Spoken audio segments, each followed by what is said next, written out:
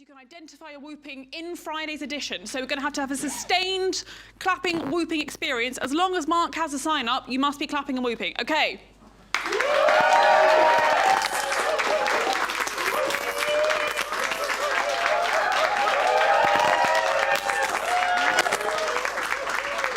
Okay, brilliant. So throughout, feel like you can be involved. At the end, you will literally need to be involved. So James will make his decision on which story he thinks should lead. You might agree and be enthusiastic about that. You might disagree, or you might think he missed the most obvious story and no one else pitched it, in which case that's your opportunity. So if the tech is all good, on this end, Rachel, wave if you think it's going well tech-wise. Can I just point out that I got a script that says Mark holds up sign. I wanted to share the magic of how it's made.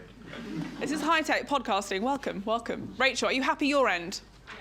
Okay, this is the next character, Lewis, who is going to be in charge of the podcast audio. Lewis, are you happy your end?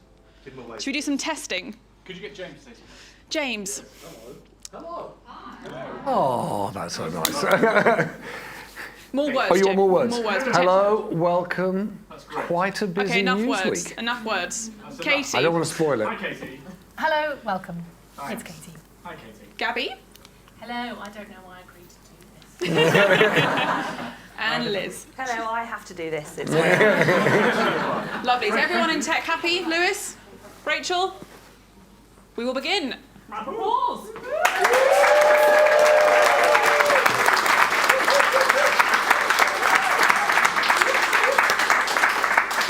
Hello, I'm James Harding.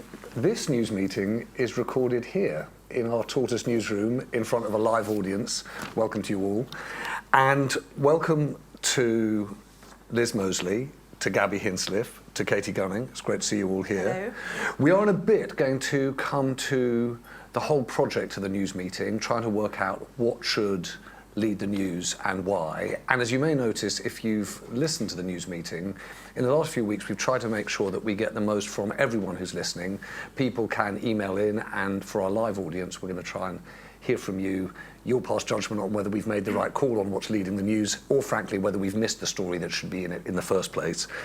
And if you're listening to this podcast, you can do the same by emailing us. Just email newsmeeting@tortoisemedia.com. Newsmeeting@tortoisemedia.com. Okay, let's get on with things. From Tortoise, welcome to the news meeting.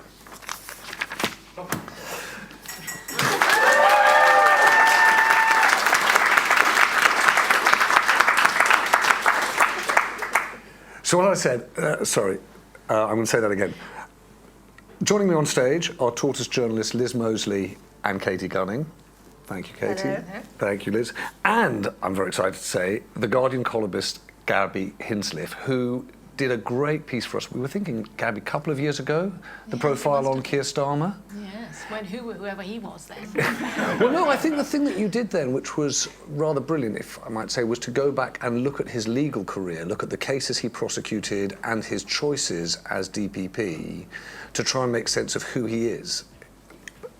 Because we had, that's all we had to go on, really, at that stage. He was a fairly unknown political quantity, so it was interesting to kind of dig back into the bit. You know, it's unusual to have someone who has such a profile in public life before politics, and it was worth exploring that. And interestingly, of course, what we discovered about him then is what the whole country is discovering now. Not that ideological, extremely pragmatic. Yes, and I think that's one of the things we're going to talk about tonight. But yeah, it was an interesting exercise. It was all Tortoise's idea, I have to say. All right, well, let's come. Oh, I'm excited by what that means. Let's come to long story short. So, what I'd love to hear is, in a phrase, in a sentence, what do you think is the story that should lead the news? Katie, why don't you go first? Food fight. Food fight. That's pithy. Gabby. Obscene and inhumane. Starmer pushes Labour to the limits. Obscene and inhumane, Starmer pushes Labour to the limits. Oh, I see. So obscene and inhumane is the headline. It is. And then my Strap. strap is Labour pushes. Got it. Liz? Going postal.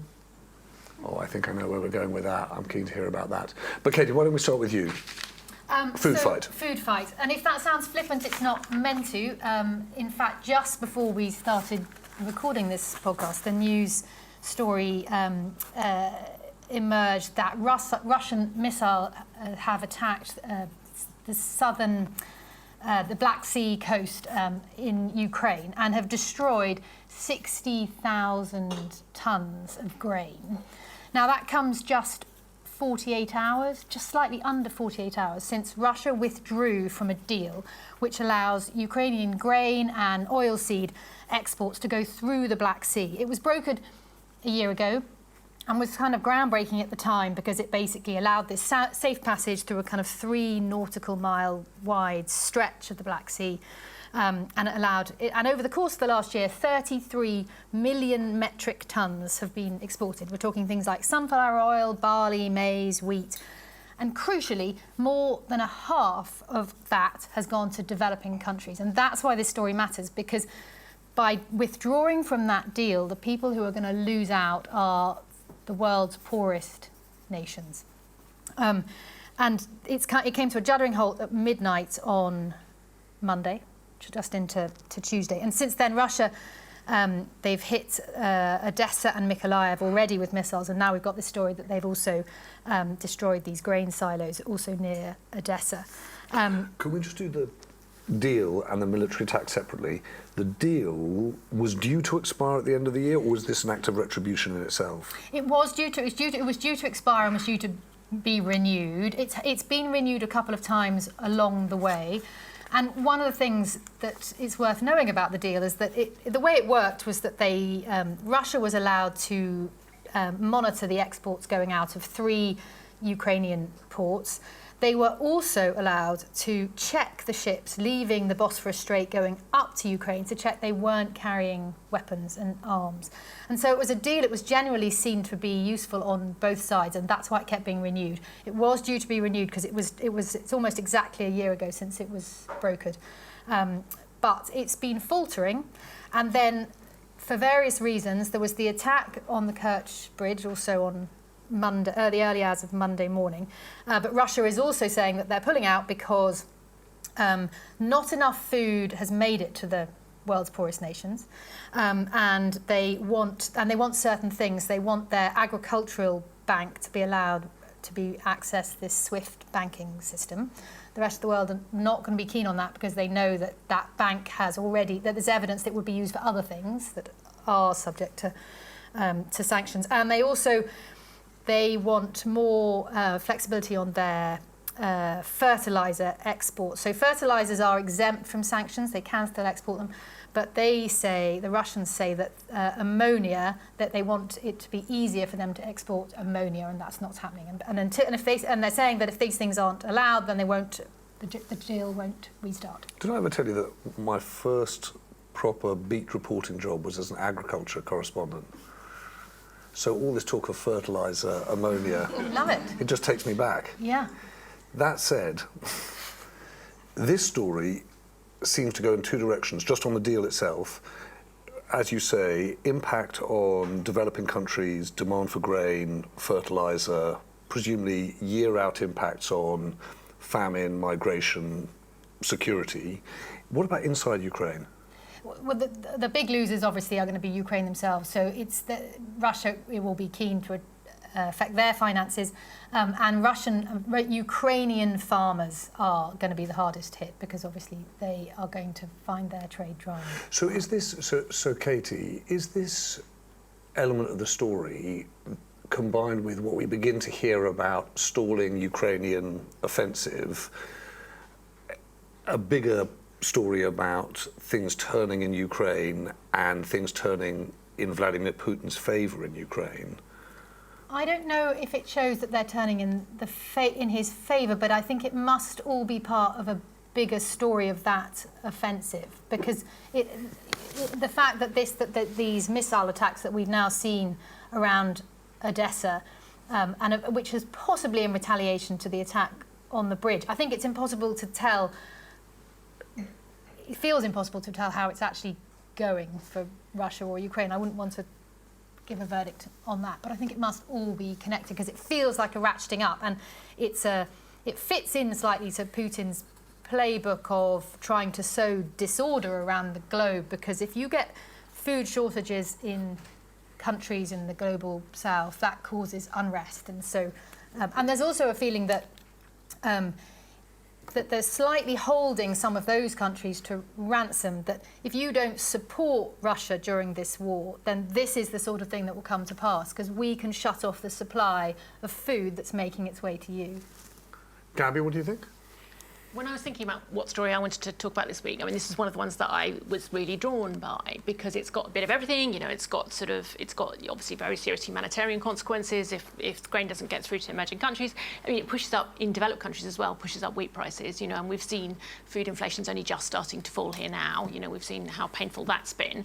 And there's also potentially, I would think, you know, there are potentially military consequences. The Ukrainians have been saying that if the deal fell through, they would try and get their grain out anyway. Does that mean we end up with conflicts in the Black Sea? Does that potential risk of Turkey being drawn in? You know, suddenly you find the conflict, you know, possibly developing. What probably put me off doing it was that if this deal hadn't been brokered a year ago, it would have been disastrous. We've had a year of it, and a year of, I think, countries assuming that it might not last forever. That's been time to develop plan Bs, alternative routes out of grain from Ukraine, alternative, you know, up grain production in other parts of the world. We've had, to an extent, chances to adapt. So maybe the breaking of the deal now doesn't have the effect that it would have had 6 months ago. But it's a big, complicated story with lots of moving parts. And it's one of those that you think you might look back in 6 months' time and go, oh, that's where X started. You know, that was a tipping point. Liz, what do you think? For all the reasons Gabby said, she was drawn to this story with the reasons why I ran a mile. Because I'm rubbish at chess and that's what this war is. It's a sort of a horrible, massive game of chess. I can't see the ramifications. I can't game them out in my mind. I do remember the deal being done and breathing a big sigh of relief when it happened. I don't know what the plan Bs are that have been developed in the intervening period. And so on that basis, I feel totally ill-equipped to gauge the story. The one thing that I'm reminded, listening to you, Gabby, about the knock-on impacts and plan Bs and alternative sources of food was that at the time, and we did that podcast, in fact, I did the podcast on Odessa at the time when there was an attempt by the World Food Programme to orchestrate this deal. What they were saying was you would see so many people dealing with famine, dealing with food insecurity, you would see much, much more instability within Africa. And if you look at it, what they forecast has happened. If you look at Sudan, if you look at Burkina Faso, if you look at countries, if you look at Mali, what they forecast was driven by food prices. Presumably, there weren't plan Bs put in place because the food deal was done and people have hoped that this war would be resolved by now. Well, there has been some grain heading, there is more that's heading across through European routes. They've got this issue with the rail gauges. If you remember, you know, they have different rail gauges in Ukraine to the rest of Europe. So moving it that way is hard, but there's the Danube, but it's much slower. You can't move as much grain as you can move by ship, so it does slow it down. Does this story fail to make it as a lead story because it's in that category of, you know, that thing you haven't heard of, it's not happening? I.e., you know the deal that you probably weren't paying attention to, it's fallen through, a kind of expiry that happens. But you were allowed not to pay attention because it was just ticking along. It was oiling the wheels of the global sort of trade of food going around the world. But now that it's broken, you need to sit up and take notice. And is there anyone taking notice? I don't hear a lot of noise about it. I hear a lot of noise about the military attacks, but I remember being told once by a Polish former defence minister that invasions are won militarily and lost economically.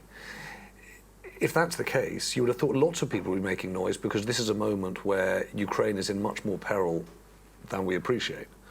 Yeah, and we aren't hearing that much about it, and we're not hearing, at the same time, Russia's apparently trying to, while it's trying to disrupt routes across the Black Sea, it's working on trying to improve its routes across the Caspian Sea, which is a whole route that has no NATO countries around it, and they can merrily have, you know, weapons and food go either way. We hear nothing about that. So it's got these other elements that we don't hear about. Gabby, would you shy away from choosing it as a lead story because it's technical, it's agriculture, it's a interim deal, or do you think it has the makings of a story that would lead? Obviously, I'd rather it had my story. But no, if I had, I think, if I'm honest, I think it suffers from something that all journalists feel guilty about talking about, but which is true nonetheless, which is that foreign news often struggles to make a lead against domestic because it feels a bit remote and a bit far away, even though the impacts of it would absolutely be felt here in terms of rising wheat prices. And it's also a story of lots of ifs. If this doesn't happen, if it's definite that no deal can be done because there's still efforts to rebroker a deal, if the plan Bs fall apart, if this, there are lots of it feels to me like one you keep an absolute watching brief on because it could blow up into something huge, and this could be the beginning of a whole new phase in Ukrainian conflict, or it could not. And I feel like I can't quite tell at the moment which of those two things it is. Liz, you're not in love with it. I'm not in love with it, but that's a me problem, not a story problem, I think. I've All got right, really acute Ukraine fatigue. We're going to make sure that we have time for the you problem when we get to your story. It'll go on a bit for that section. Let's go to Gabby's. Okay. So my story, Obscene and Inhumane, is a quote from Angela Rayner, for those who don't recognise it. And the story is about Keir Starmer saying that Labour won't scrap the 2-child limit on benefits if it gets into government.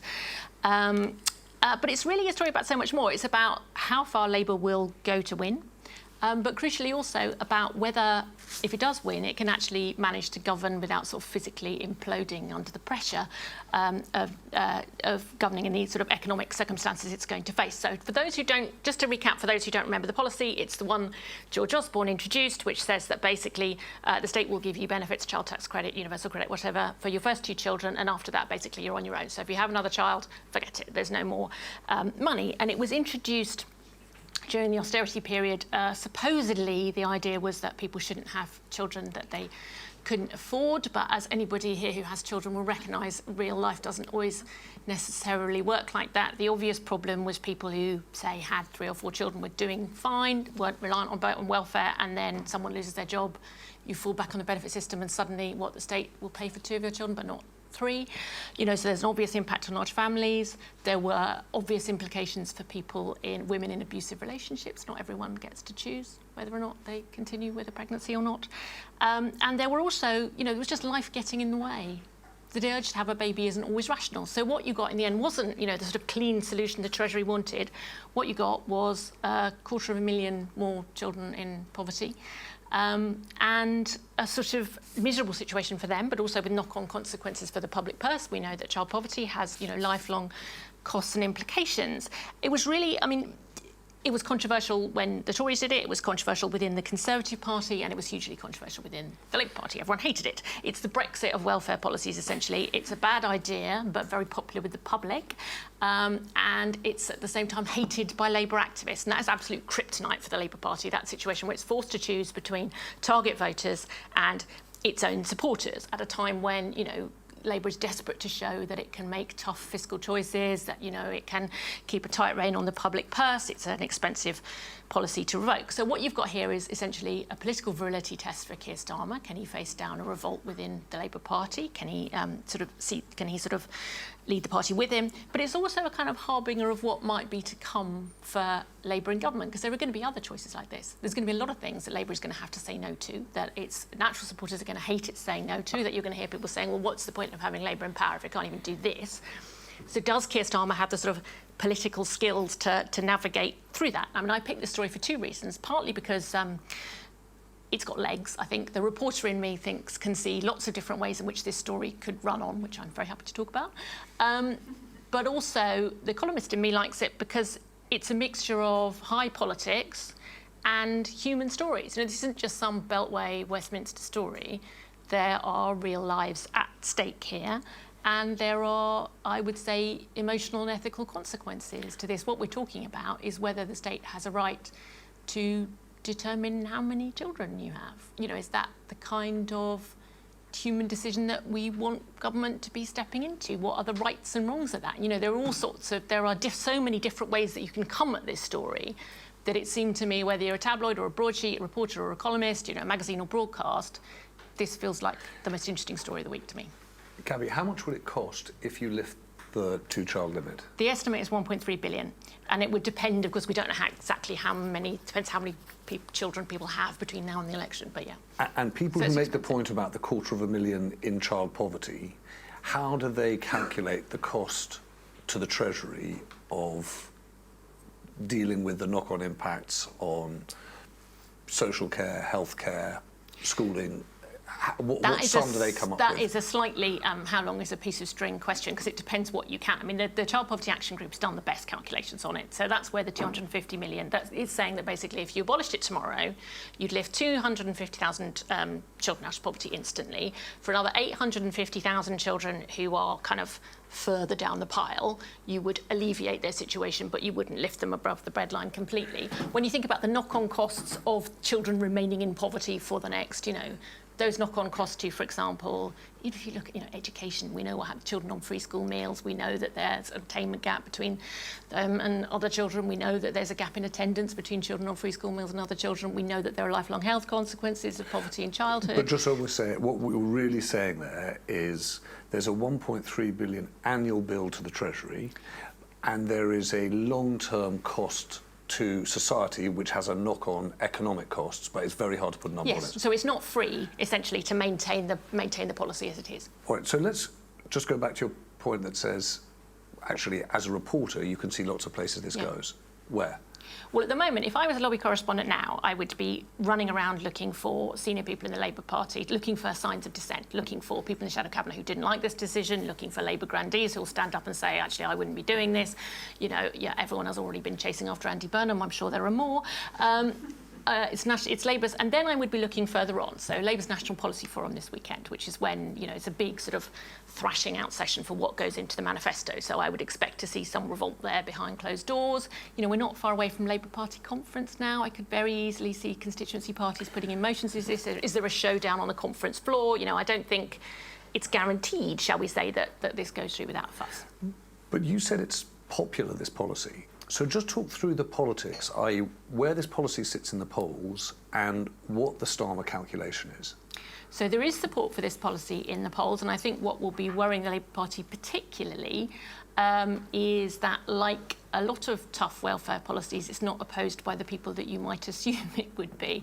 The people who are probably keenest on it are people on relatively low incomes themselves, but just above the threshold at which this kicks in. And that's who Osborne was appealing to in the first place. He was saying, look, plenty of people... It was George Osborne who introduced it was Osborne's original policy, and he was appealing to people who were, feeling a bit cash-strapped themselves, but not reliant on benefits, and saying to them, well, look, you'd have to think about it. You might want to have a bigger family than you do, but you don't do that because you have to think about how much, whether you can afford it, and people on benefits should have to think about that too. So that's why Labour's in part sticking to what it's doing. The other reason it's digging in is simply because it wants to make a point about fiscal prudence. We haven't got the money to do all the things we'd like to do. This is a line in the sand. But just to put myself in the shoes of people sitting in the leader of the opposition's office, their frustration with journalism is that, of course, we go burrowing after Andy Burnham, who's opposed to the policy, those people who are going to come out and say that Keir Starmer's doing the wrong thing. We don't go and chase down the members of the public or the people making the political calculation that shows the majority of people are in favour of the policy. How do we get after that point of view and understand where that lies and the reasons for it? I think that depends which I don't know at this stage which publication I'm working for. If I'm working for the Daily Mail, I'm running around looking for the people who think this is, who think this is a great policy. If I'm working for the Guardian, I'm not. So, but I think is that true, the media as a whole. Hold on, Gabby. Do you think that's true?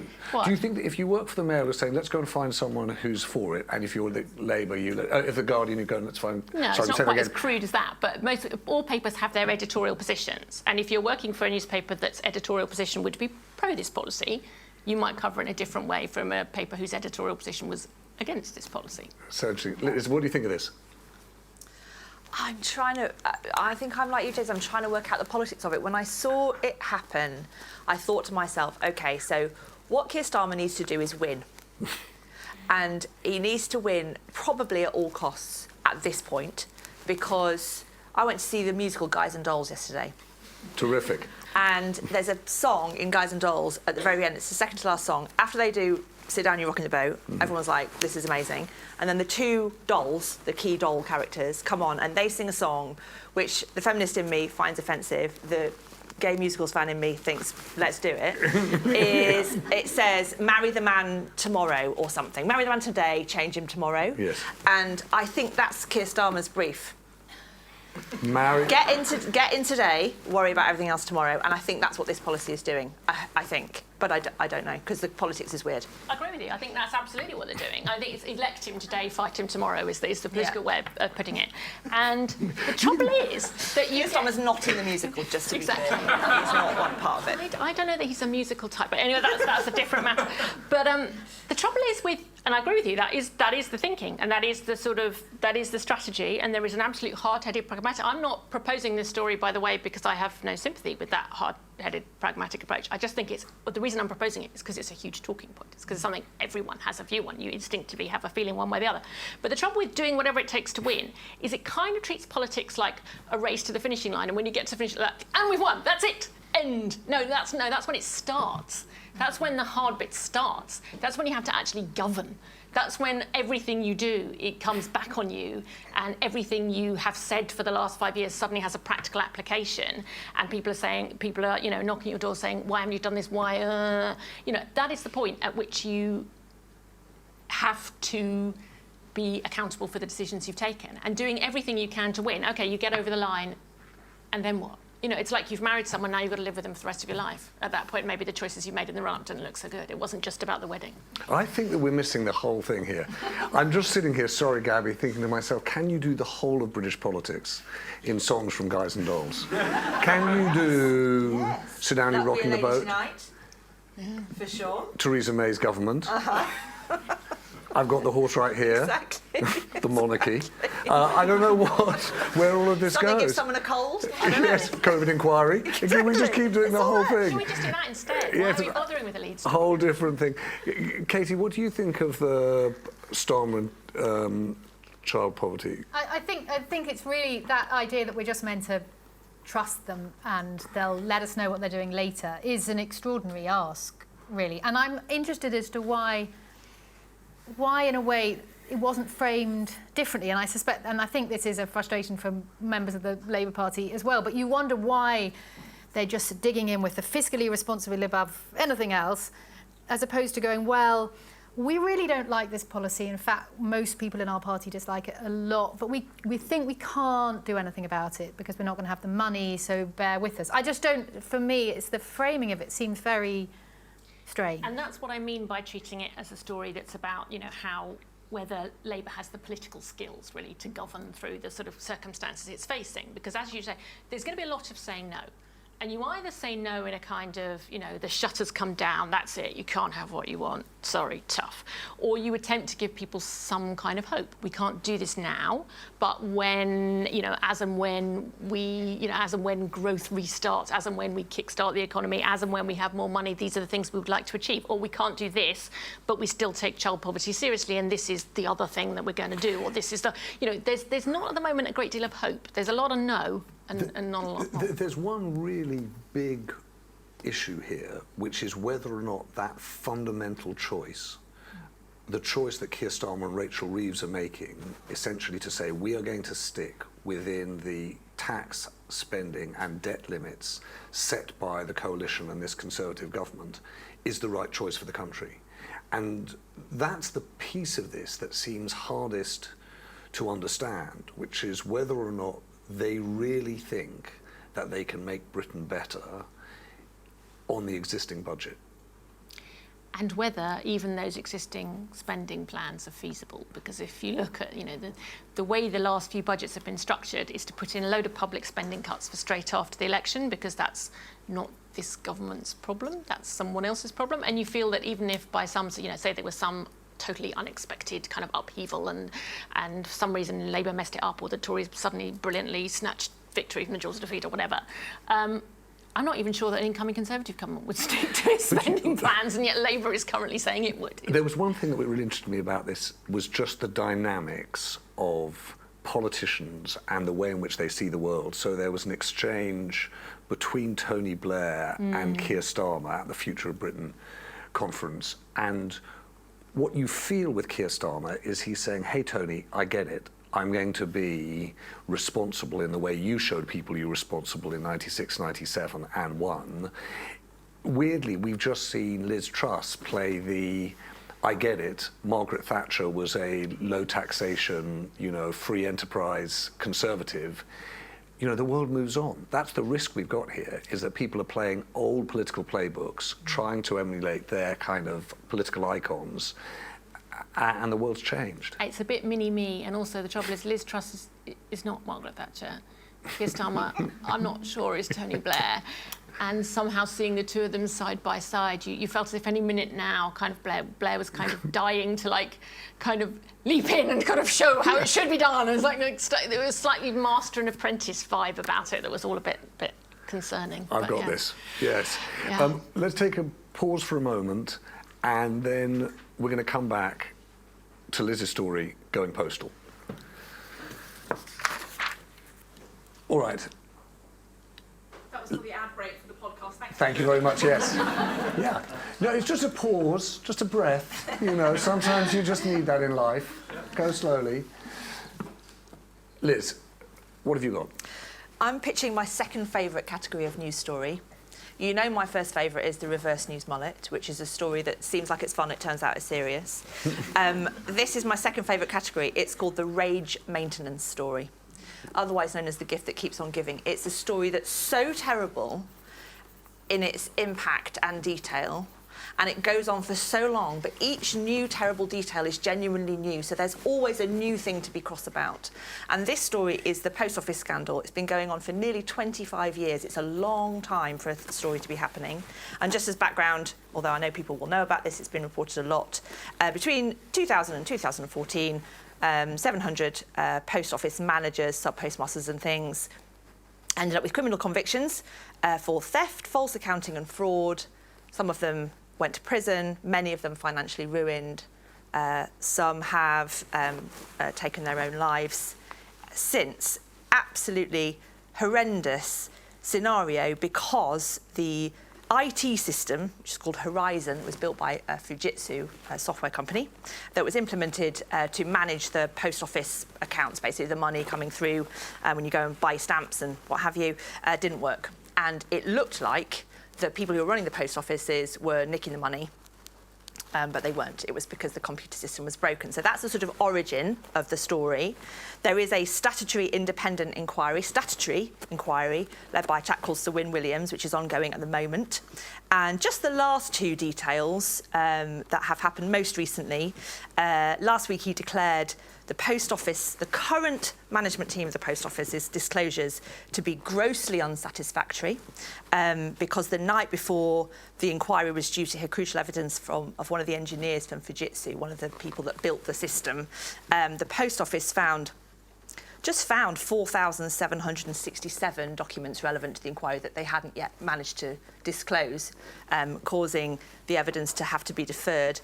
And then on Monday, Sir Win Williams published a report for Parliament recommending urgent clarification and new legislation to make the 3 separate schemes that people affected by this scandal can use to claim for compensation, to make them fair.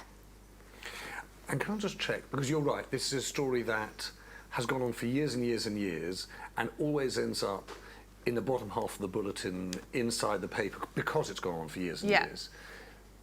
That said, wasn't the last time that we had a real rage moment, I'm going to get my timing on this, a couple of weeks ago, when the bonus of the chief executive came out? When was that? So Nick Reed, the current CEO of Post Office, enjoyed a £455,000 bonus last year, and he gave 3% of it back because that was how much he thought was related to his exposure to the Horizon inquiry. 3% of that. So that infuriated a lot of people. Yeah, at the end of May, there was another one at the end of May, which was the discovery of the racial profiling that the Post Office had in place for its postmasters' staff, where they had been categorised according to negroid types, and it was something disgusting like dark-skinned European types. So let's try and do something which goes against the grain of this story, which is let's try and work out what you do if you're currently running the post office. So you didn't put in place the Horizon scheme. You aren't Paula Venables, is that the name of the woman who ran it years ago? Yeah, she was the CEO at the time, yeah. Now a vicar. now a vicar. She's a minister. You're trying, in good conscience, to answer the inquiry, resolve the compensation scheme, and also, by the way, run the post office. Your day job is not the inquiry. Is it fair, then, to say that what's continuously happening here is that history is revisiting the post office, and it's fair for Nick Reed to say, look, I'm trying to do this, but it is not the majority of my job. I have a job to do, which is ensure that the post office currently works. That's my priority. I would pick up two things in that question. Firstly, this is a statutory inquiry, and Nick Reed is bonusing his senior management team for cooperating with it.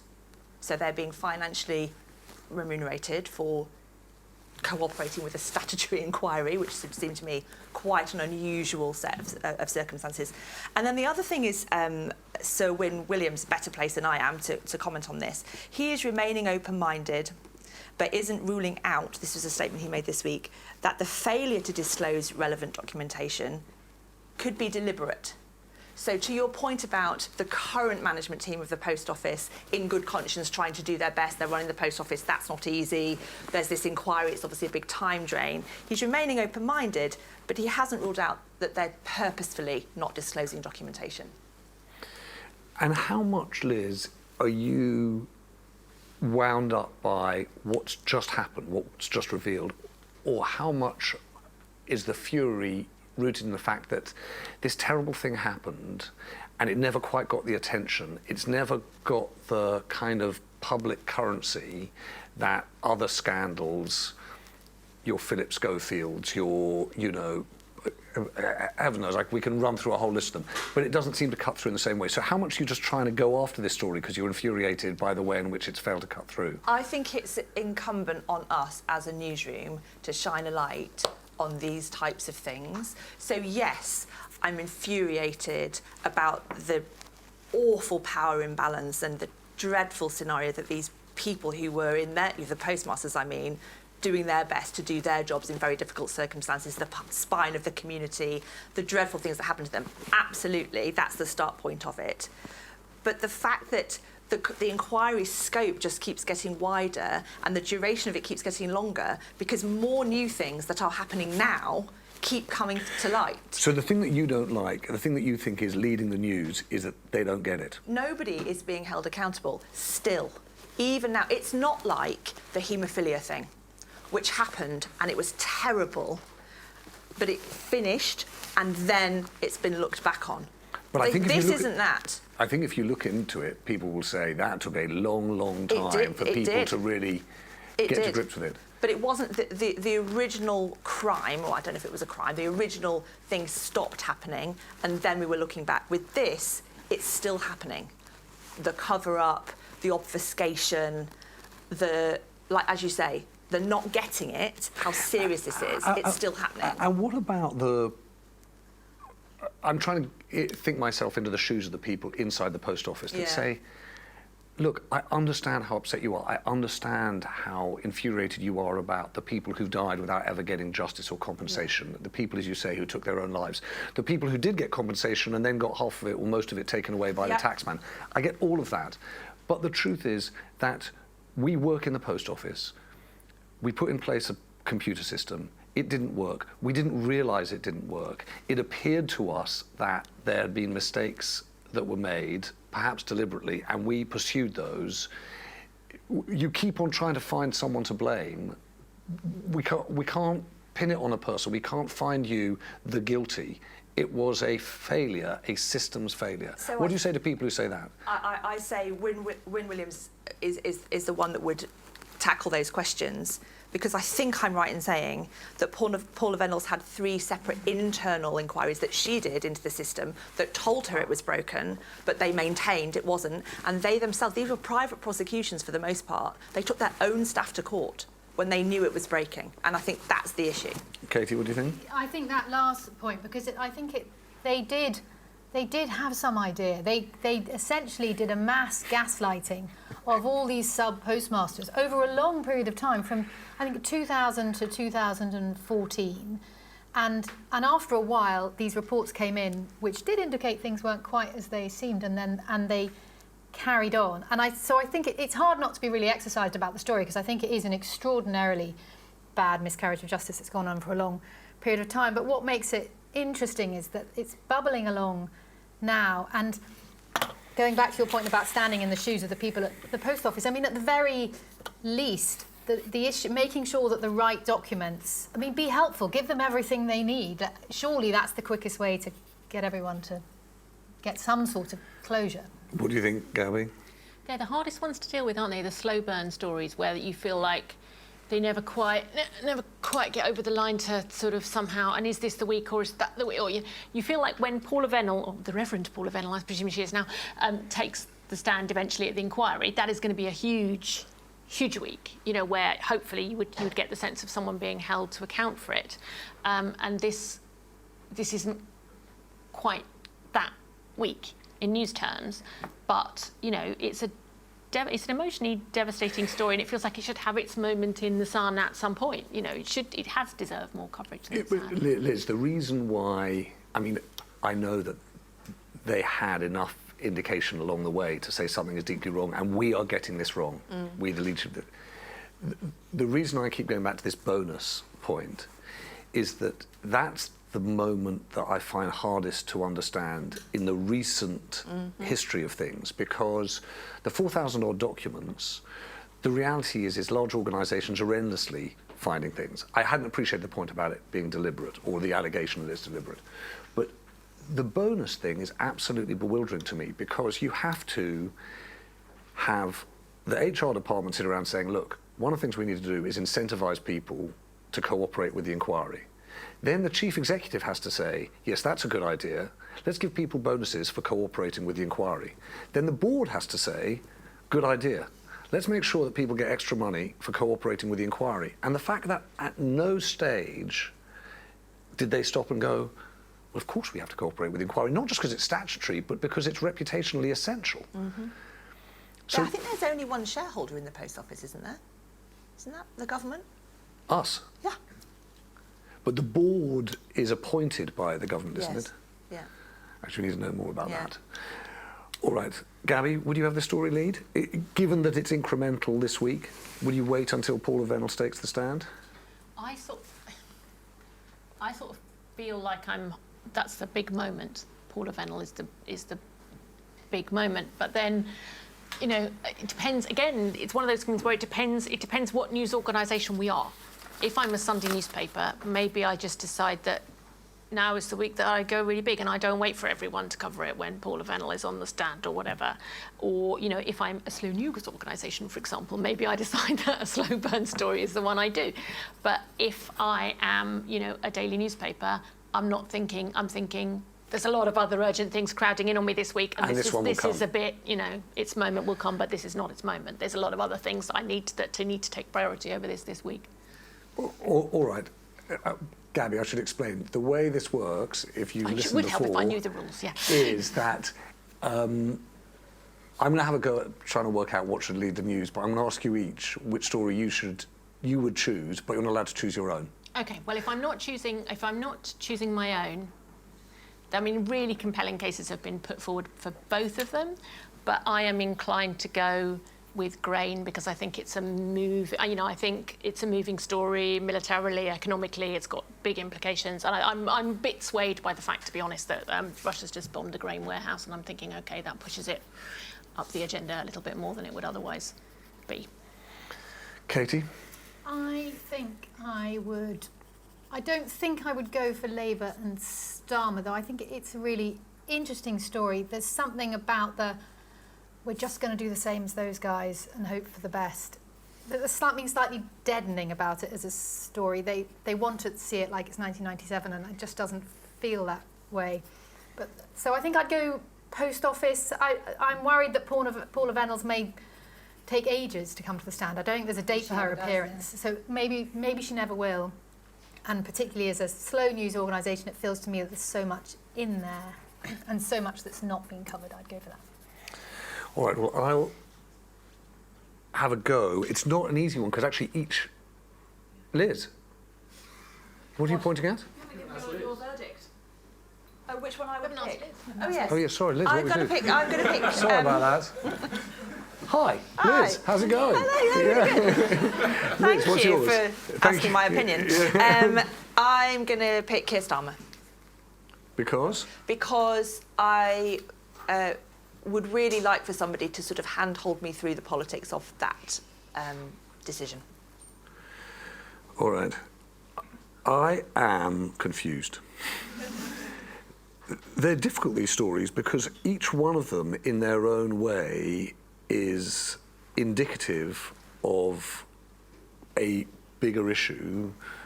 Grain, what's really happening in Ukraine, what's yet to come in the rest of the world in terms of famine and migration. Keir Starmer, who is he?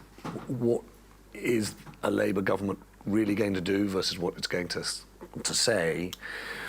And of course, the Post Office is in itself a story partly about institutional failure, partly about the process of government getting to grips with it, the inquiry, but also the media itself, and a kind of nearly but not quite coverage over the years. And it's funny, I was thinking about this week, it's just been a week of what I think of as staging Post stories. You know, Eli Lilly's trial, that's quite significant, really significant in terms of Alzheimer's and treatment of dementia.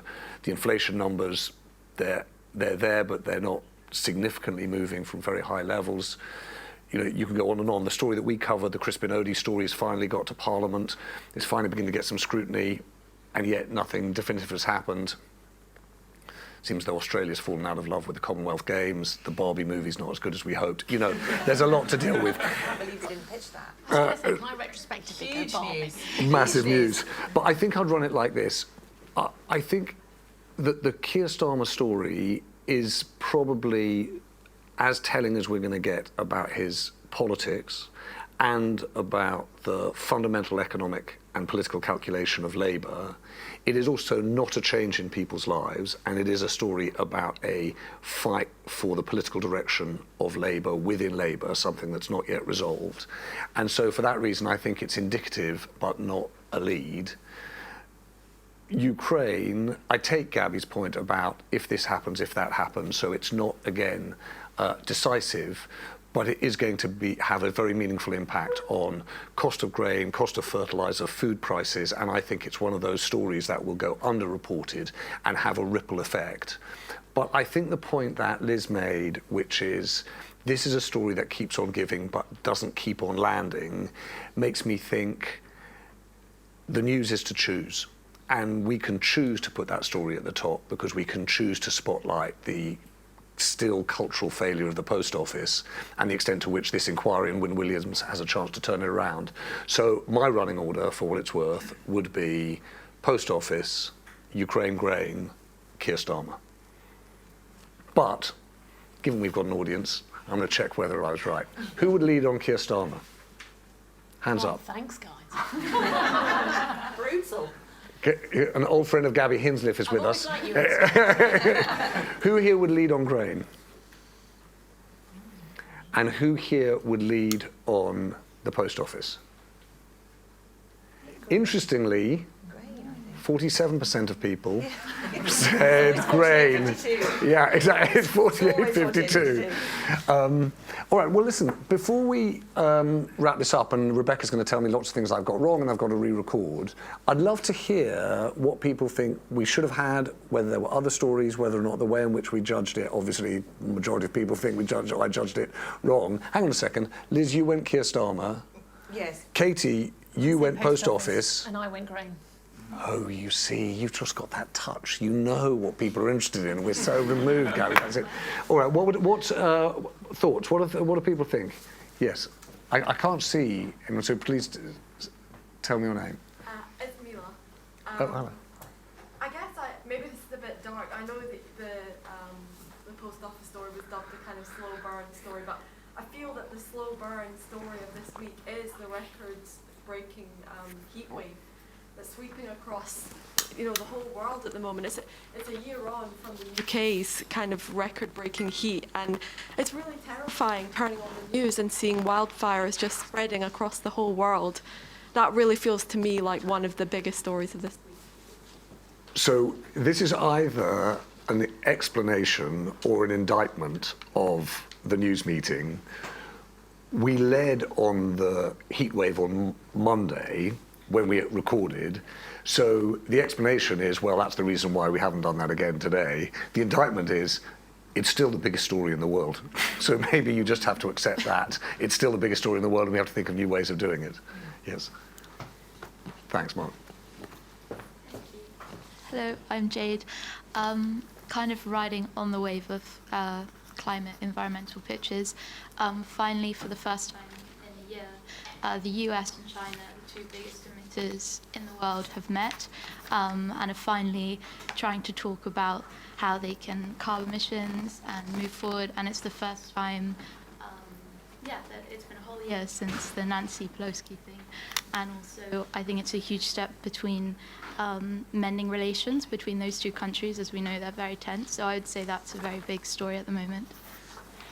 So, I think that is a massive story, and I think it's been incredibly badly covered because all I've really seen is pictures of the two of them meeting. Yeah. Got no idea what was really said, Exactly. and also this whole story has been couched in terms of two people who haven't talked to each other now talking to each other without anyone telling us what they What said. they spoke about. Apparently, it was a one-on-one dinner. That's all we know.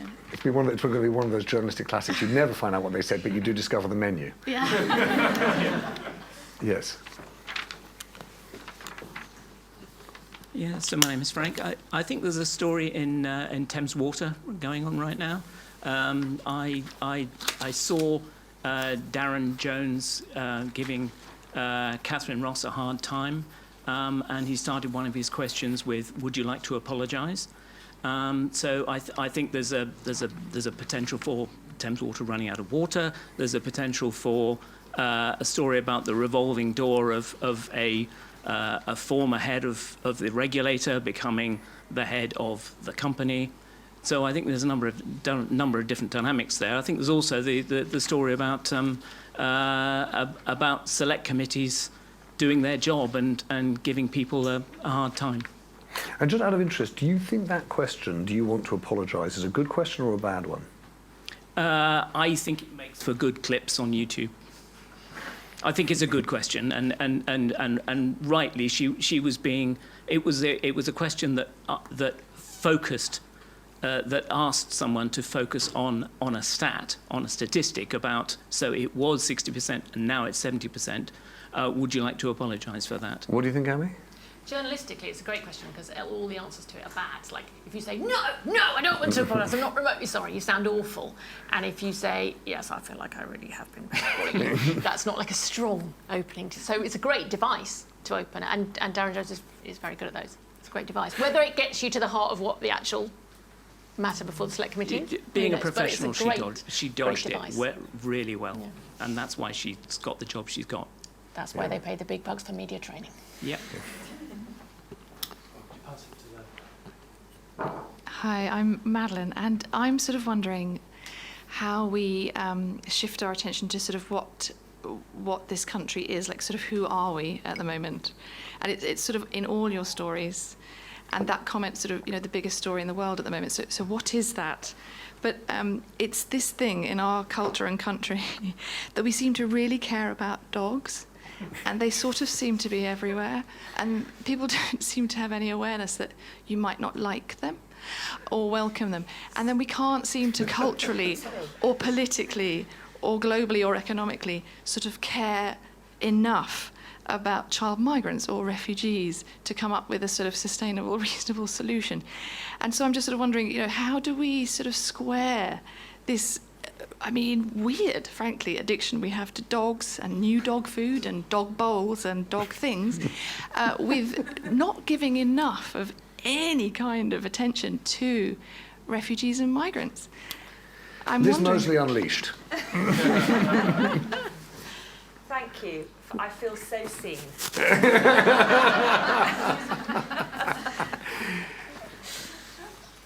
I don't know how you turn your care for dogs into care for people. I guess dogs I don't know what it is about dogs. I genuinely, I can't help. I've got a dog. Me and my dog would like to take issue with this question. I want to. No. Actually, the reason why I love it is this is an area where you are up against a sort of cult-like acceptance of what is good and what's right, and how do you get that voice, right? Not to the dislike of dogs, the dislike of people like us who like dogs. That's the really great bit of this. I've no idea, Madeline, how you do that. How you say, okay, look, we are the disliker of dog lovers party, and we are going after you, dog lovers, for your excessive mawkishness and warmth towards dogs. We've got quite a few, by the way, in Tortoise, because there are people who've got dogs, they bring dogs into the office, we all say how cute that is, and then a few people huddle together. So there's a community there that I think you might tap into, small but strong. If your policy is like, death... Policy? You've got a party. You've got a policy now. If your policy is death for people who refer to themselves as their dog's mummy, then I'm 100%. Or people who buy dog ice cream, or people who ask why their dog can't come into name of place their dog obviously shouldn't be. I like it when they mix in the dog product and the person product next to each other on a shelf.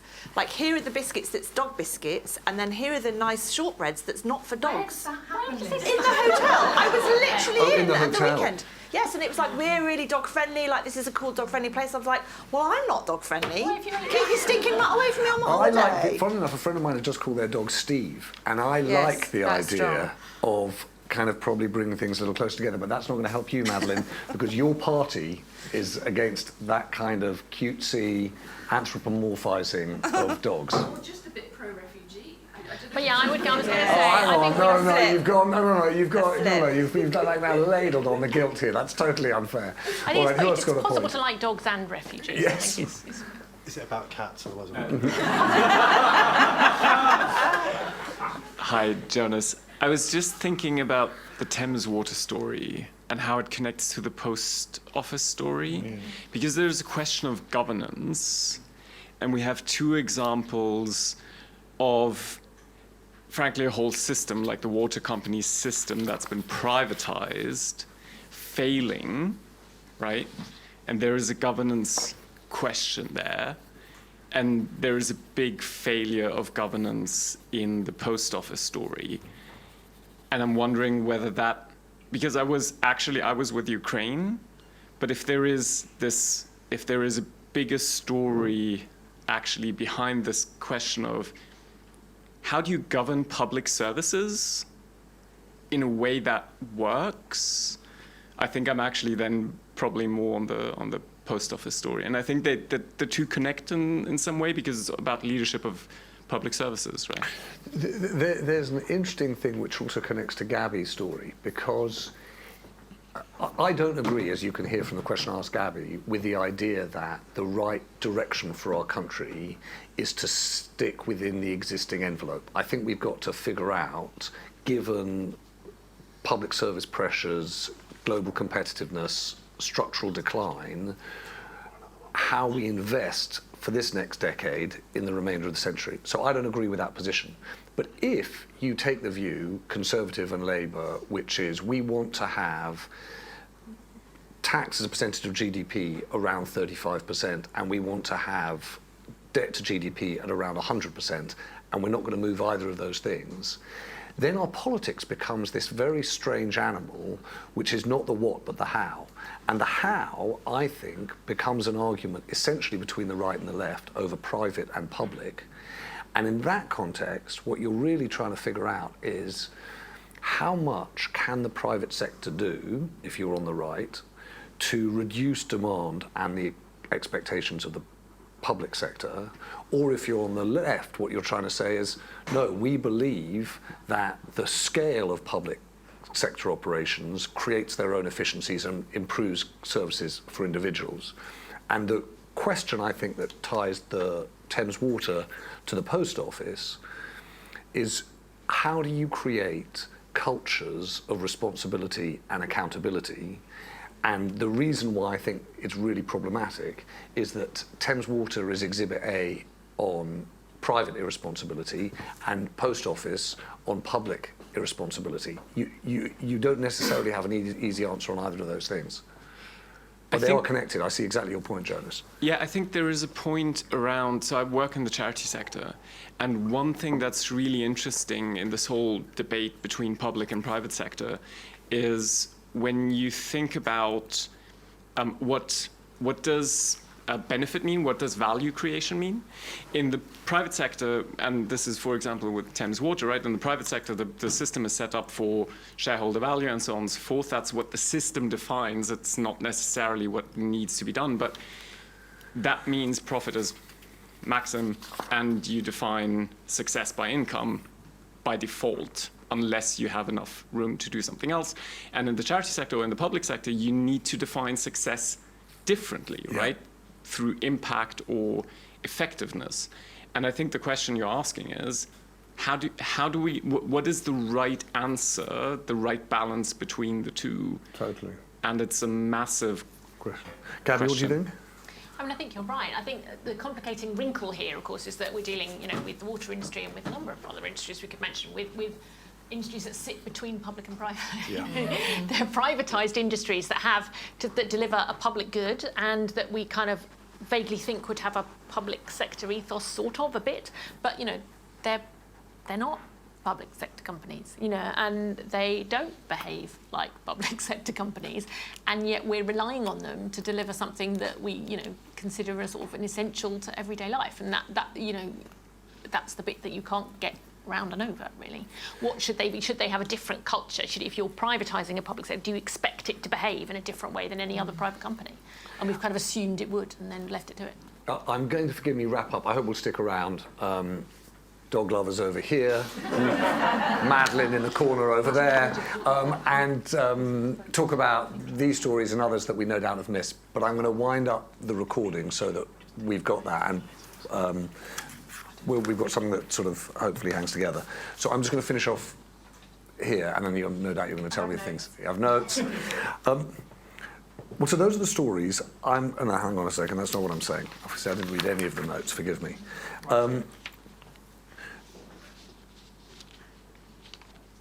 So that's the run of stories, and let's face it, there are many more for this week. As I said, you can email us about the stories that we cover on the news meeting, ones that you think that we've missed, ones that you think we should have covered, but possibly in a different order. Please just send your thoughts to newsmeeting@tortoisemedia.com. And I thought you'd be interested. I'm just going to read a couple that have come in since Monday's episode. You might remember that we had a discussion, and Basha Cummings' story about heat waves across Europe. In fact, heat waves in the US, in Japan, heat waves all across the Northern Hemisphere, dominated that discussion. Here's what we learned. Jade said, journalists have failed to enlighten readers and the public at large about the attainability and benefits of a low-carbon life. I was shocked to hear that to date no climate story has led the news on your podcast. And then David said, while in the UK, we have been reducing... and then I'll say that again. Sorry, Rebecca. And then David said, while in the UK, we have been reducing carbon emissions for 30 years. You'd get the impression from most of the media we've been sitting on our hands. We're being bombarded by messaging designed to induce guilt, but we can't even build a zero-carbon nuclear power station without protests from so-called environmentalists like Greenpeace. Given that we're joined by people in the newsroom... hang on a second. That's not in the quote. Those were just a couple of points of view. I'm sure there are many others listening to us in this podcast. You'll have views too. Please let us know. Given that we're joined by people with... Oh no, I'm going to have just done that. Blah blah blah. That's fine. That's fine. So I'm just winding up. Yep. Okay. Well, with that, that's it for this episode of the news meeting. Thank you to Liz and Katie for joining us. A particular thank you to you, Gabby, for coming in and joining us too. Thanks to you for listening, and thanks to our audience here in the Tortoise newsroom. Thanks very much for coming in.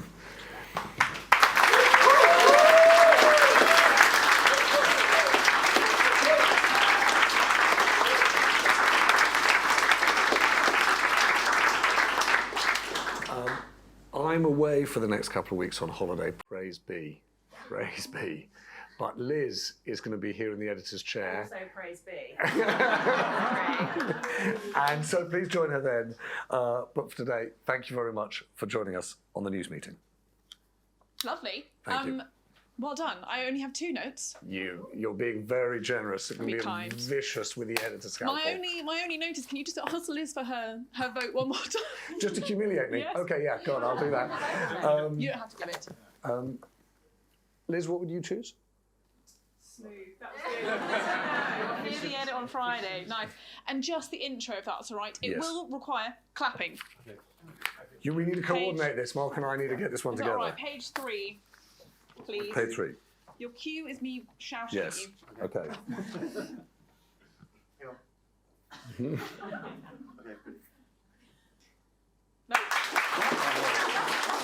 It's this and then this. It's very hard to work with these people. Yeah. That's what I'm saying.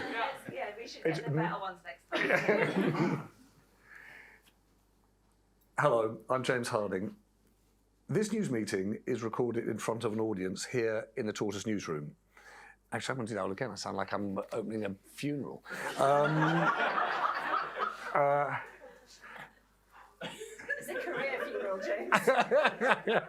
We're laying to rest. You, James Harding. Thank you very much. I'm really hungry. Oh, sorry, carry on. Yes. Hello. Hello, I'm James Harding. We're recording this episode of the news meeting in front of an audience here in our newsroom at Tortoise. Later, we're going to hear what they think about the stories that we're about to discuss. And no doubt they'll tell us the stories that we've missed, stories that we should have put in a different order. But of course, you could do the same thing. Please do email us and let us know what you think of the judgments we make at the Tortoise news meeting. And you can do that simply by emailing newsmeeting@tortoisemedia.com. Let's get on with things. From Tortoise, welcome to the news meeting.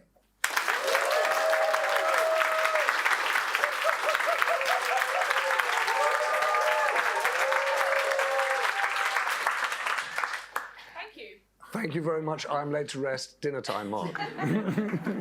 Thank you very much for coming. It's really good of you. Thank you very much. Thanks for watching that video. There's plenty more over on our channel, so just click here to subscribe.